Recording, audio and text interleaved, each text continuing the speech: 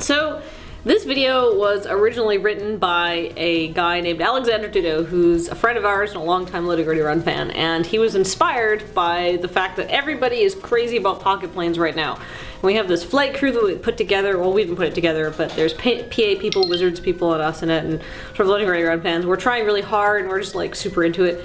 And we thought, and you know, we're sort of joking around about it, and he sent in this amazing script.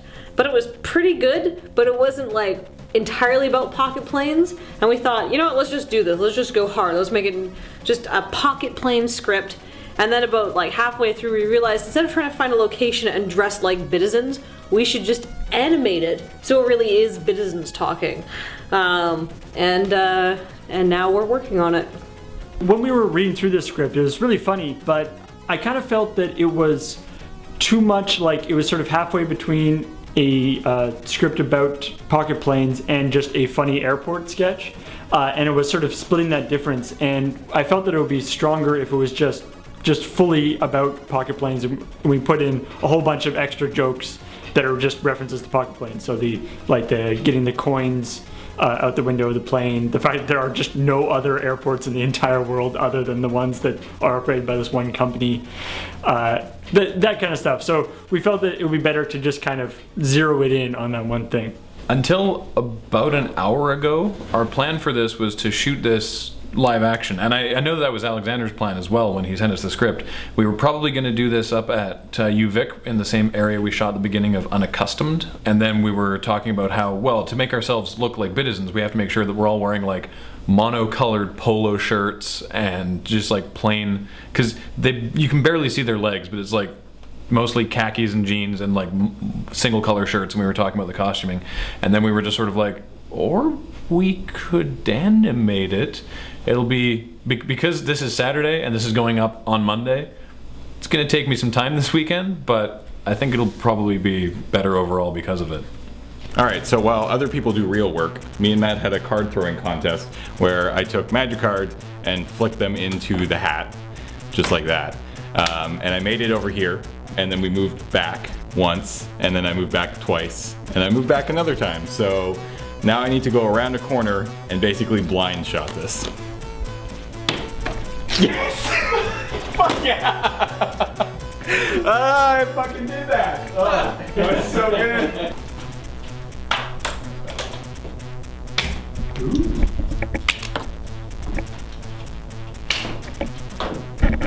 It's in! What? Stop! It's in! It came around, it hit the corner, and it just went like...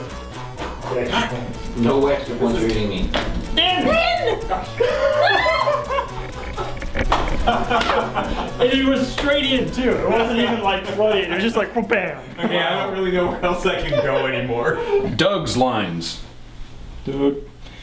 Good evening, and thank you for choosing Pocket Planes Airlines, where our motto is, we are the only airline. Where are we traveling today? You just slurred through where our motto. Yeah. Okay. Look, do you know if we want to... Look, do you know if we wanted to open an airport in Beijing, it would cost us like 51,000 coins? Now that we all went over the script and recorded the audio, we've moved to Studio B, which is my desk at home, and Kathleen and I are working here on the audio and video. Kathleen is helping me out by hacking up the audio and rearranging it into the actual soundtrack that'll be in the video, and I'm working on all the graphics. Now, I've been referring extensively to the actual pocket planes. You can see here I have a screenshot of it. This is Nairobi Airport, which I had to buy for the purpose to make sure I got it to look the same. But just using art assets directly out of pocket planes, one is, you know, it's not cool, but you know, it's a little lazy. They probably wouldn't mind, you know, whatever. Two, it is wholly impractical for what we need to do. So everything's got to be remade from scratch, using all their stuff as a template, but building it from scratch. So I'm going into Photoshop. I'm making little Bitizen avatars of the characters in the video. I'm doing new backgrounds. I'm actually basing the check-in desk on a store in Tiny Tower, because that is a different game by these guys that also uses the Bitizens. It's going to be a lot of work. And I've figured out how to do lip syncing in After Effects, which is where I'll be actually building the project. So it's going to be a full weekend.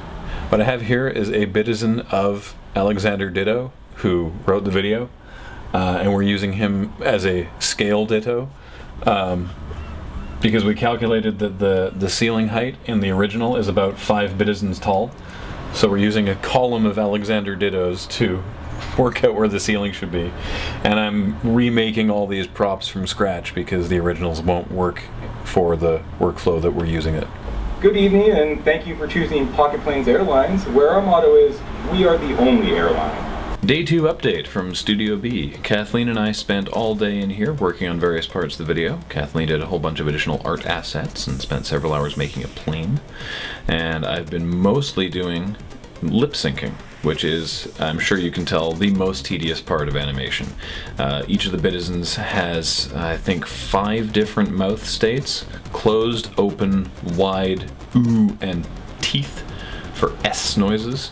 And it's a matter of going through basically frame by frame, listening to the sound that the dialogue is making and figuring out which mouth shape needs to go with that sound. And then what I did is I did all of James's dialogue, all of my dialogue, all of Kathleen's dialogue, all of the 3 Paris guys' dialogue, all in one big project. And then I'm sort of moving around a virtual camera. So the bulk of the video is actually all, I guess, one take of animation. I'm sort of learning some of this as I go, but I'm thrilled with how it's worked out, and frankly amazed that we're going to be able to deliver something tomorrow morning that we decided to do yesterday in the middle of the day of this complexity. So, pretty happy with how it's turning out. To get more in depth about it, when you look at Jessie right here, I don't believe she's ever named in the video, but her name is Jessie. There's 5 different elements going on here. There's her eyes, her mouth, her feet, and the crate she's holding. And then, of course, her body by itself. And the reason that it's all in those different bits is because those bits need to change. And I can alter those things by entering different numbers down here. If I want her to have a wide mouth, I tell it to go to frame 2. If I want her to have the teeth, it's frame 3. The ooh is frame 4, or just closed is frame 5. The feet I use because the feet need to move in and out to make them look like they're walking. And then the eyes, I can do blinking with the eyes, but I don't think I'm going to, because it's distracting in this instance. And I use the eyes for giving them a furrowed brow. And then of course the crate is a prop that they have to hold. And so what that means is that the actual file of Jessie looks like this, with no eyes, mouth, or feet, because that's the only bit that, all those bits stay the same, and everything else needs to change. And so it means that if you're looking at the keyframes in this project, this is just the information for Jessie.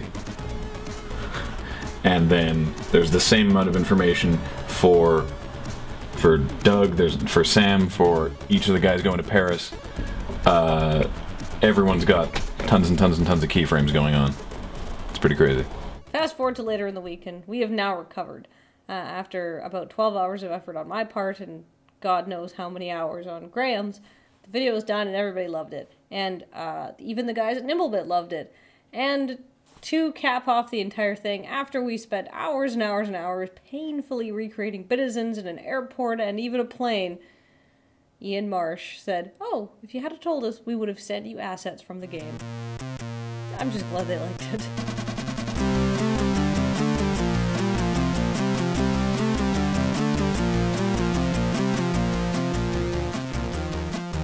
Woo! Yeah! Woo! Yeah! Do like a spring break. Spring break!